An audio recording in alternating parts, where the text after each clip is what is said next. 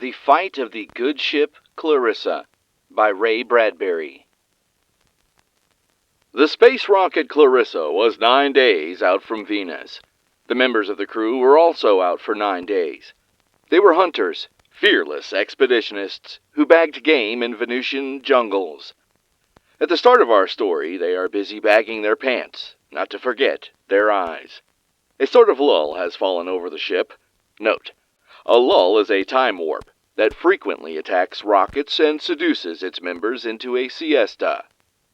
It was during this lull that Anthony Quelch sat sprawled at his typewriter, looking as baggy as a bag of unripe grapefruit. Anthony Quelch, the cosmic clamor boy, with a face like turned linoleum on the third term, busy writing a book, Fascism is Communism with a Shave, for which he would receive 367 rubles, 10 bazinkas, and incarceration in a cinema showing Gone with the Wind. The boys upstairs were throwing a party in the control room. They had been throwing the same party so long the party looked like a worn-out first edition of a trapeze artist. There is doubt in our mind as to whether they were trying to break the party up, or just do the morning mopping and break the lease simultaneously. Arms, legs, and heads littered the deck. The boys, it seems, threw a party at the drop of a chin. Sort of a space cataclysm with rules and little regulation. Kind of an atomic convulsion in the front parlor. The neighbors never complained. The neighbors were 450 million miles away. And the boys were tighter than a catch-up bottle at lunchtime.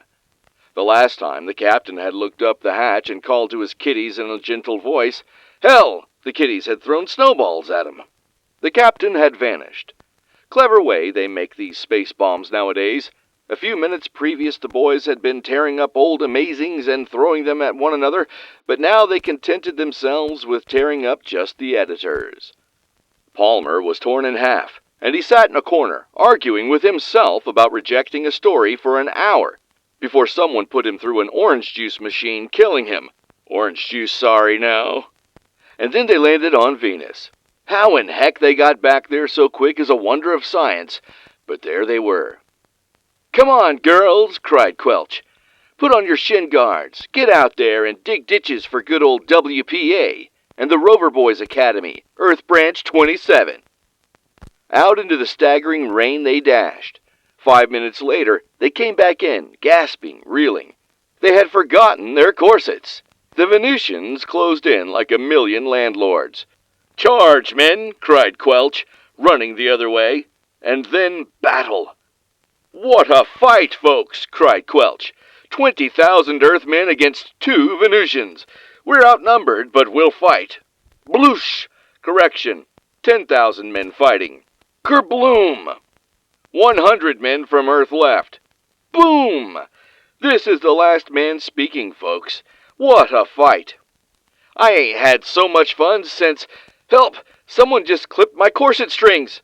Bwom! Someone just clipped me! The field was silent. The ship lay gleaming in the pink light of dawn that was just blooming over the mountains like a pale flower. The 2 Venusians stood weeping over the bodies of the Earthlings, like onion peelers or 2 women in a bargain basement. One Venusian looked at the other Venusian, and in a high-pitched, hoarse, sad voice said, "Aye, aye, aye.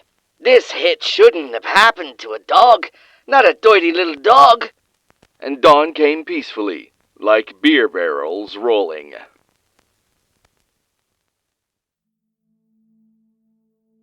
For more horror and sci-fi content like this, subscribe to the Linked Productions channel.